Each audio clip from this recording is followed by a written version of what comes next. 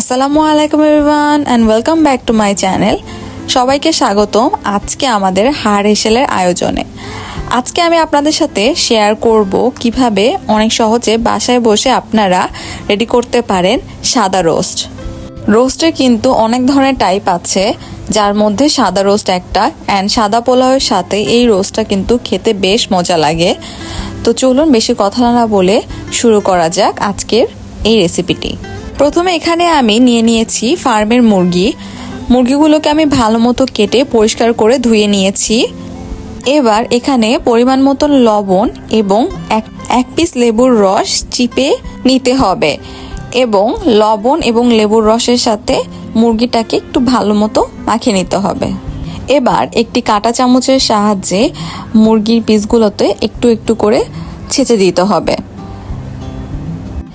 এটি করার ফলে মশলাগুলো ভালো মতো মুরগির ভেতরে প্রবেশ করবে এবং তার সাথে ভাজার সময় তেল ছিটাবে কম।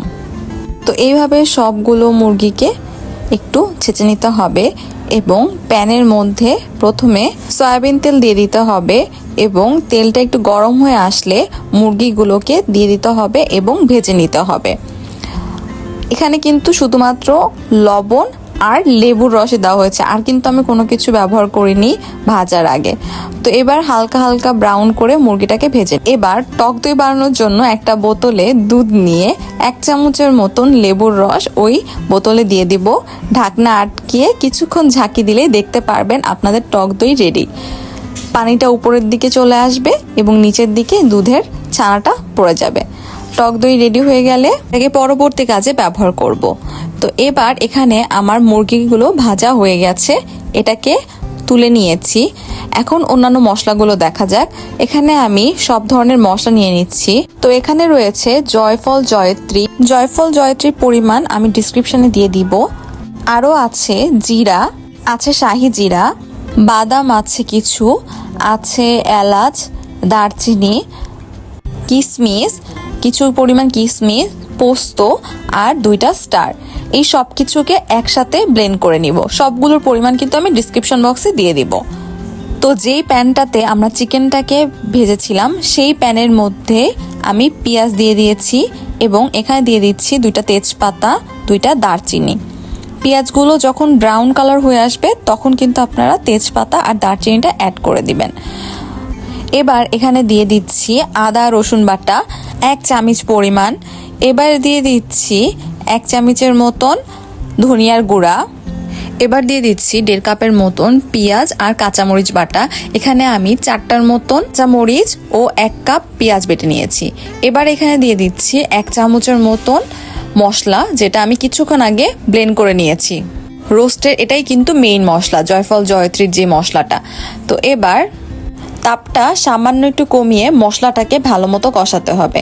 তবে তার আগে এখানে দিয়ে দিচ্ছি 1 বাটির মতন দই। এই দইটাই কিন্তু কিছুক্ষণ আগে আমি বোতলে বানিয়েছিলাম। তো এবার সবকিছুকে ভালো মতো কষিয়ে নিতে হবে। মশলা কষানোটাই কিন্তু সাদা রোস্টের সব থেকে বেশি ইম্পর্টেন্ট পার্ট। এটাকে হালকা হালকা করে নেড়ে মশলাটাকে কষিয়ে নিতে হবে। এবার এখানে দিয়ে দিচ্ছি পরিমাণ মতন লবণ। তো এবার মশলাটাকে নেড়েচেড়ে ভালো মতো কষিয়ে নিতে হবে।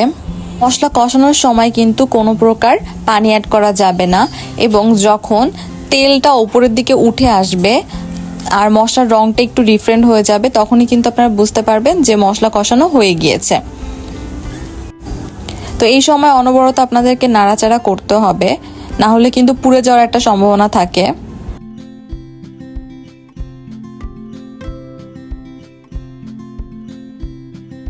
দেখতেই পাচ্ছেন কষানোটাকে অনেকটা হয়ে গিয়েছে। এই অবস্থায় এখানে দিয়ে দিচ্ছি চিনিটা আপনাদের প্রয়োজন মতো দিবেন। এখানে আমি 1 চামচের মতো চিনি দিচ্ছি।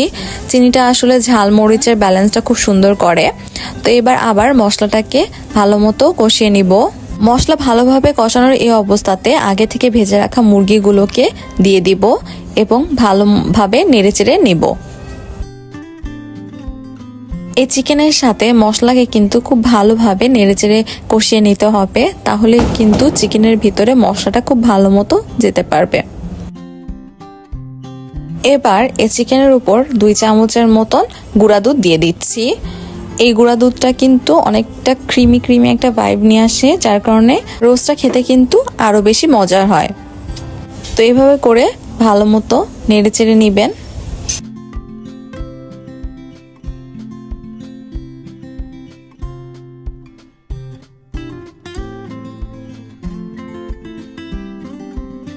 আর একটা জিনিস হয়তো আপনারা নোটিস করেছেন, রংটা কিন্তু খুবই সুন্দর হয়েছে। যতটা না ক্যামেরায় এসেছে তার থেকে কিন্তু রিয়েল লাইফে একদম পুরোপুরি সাদা রোস্টের যে রংটা, সেটা কিন্তু খুব ভালো মতো ফুটে উঠেছিল। জানি না ক্যামেরায় কতটুকু দেখানো সম্ভব হয়েছে। তো এবার এইখানে আমি হাফ বাটির মতন আগে থেকে ভেজে রাখা বেরেস্তা দিয়ে দিচ্ছি এবং এবার ঢেকে দেব। এই ঢেকে দেওয়ার ফলে কিন্তু চিকেনের ভেতর থেকে ভালো মতো মশলা ঢুকে যাবে এবং চিকেন থেকে পানি ছেড়ে দিবে। তো এবং 5 মিনিটের মতন ঢেকে দিয়েছি, বেশিক্ষণ কিন্তু রাখা লাগবে না, ব্রয়লার যেহেতু। আর চিকেনের ভিতর থেকে যে পানি বের হবে সেই পানিতেই কিন্তু চিকেনগুলো সিদ্ধ হয়ে যাবে, আর এক্সট্রা করে কোনো পানি অ্যাড করার কোনো প্রয়োজন নেই।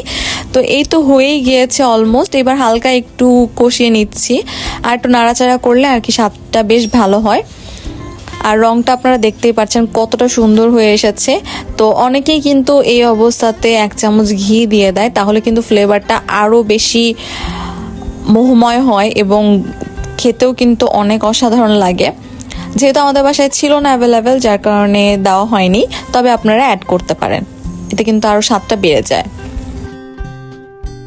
তবে এই অবস্থায় আমার দেখে মনে হচ্ছে যে আর 2 মিনিটের জন্য যদি ঢেকে রাখা যায় তাহলে কিন্তু আরো বেশি ভালো হবে, কারণ পানিটা অনেকটা বের হয়ে এসেছে এবং মশলাটা তাহলে আরো ভালোভাবে মাংসের মধ্যে ঢুকবে।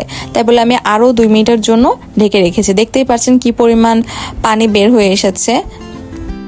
তাহলে আমরা টোটাল 7 মিনিটের জন্য মুরগিটাকে ঢেকে রেখেছি, এর থেকে বেশি কিছু করা লাগবে না। আর আমরা কিন্তু কোন ধরনের পানি অ্যাড করিনি। তো এই তো হয়ে গিয়েছে, এখন সুন্দরভাবে নামিয়ে পরিবেশন করার পালা। আর দেখতেই পাচ্ছেন রংটা কতটা সুন্দর হয়েছে। তো এই তো রেডি আমাদের সাদা রোস্ট। দেখতে পাচ্ছেন কত ইজিলি ভাবে হয়ে গেল। অ্যান্ড রংটা কিন্তু অনেকটা ডার্ক লাগছে ক্যামেরাতে, বাট রিয়েল লাইফে কিন্তু অতটাও ডার্ক লাগেনি। আপনারা রান্নার সময় দেখেছেন কতটা লাইট কালার হয়েছে।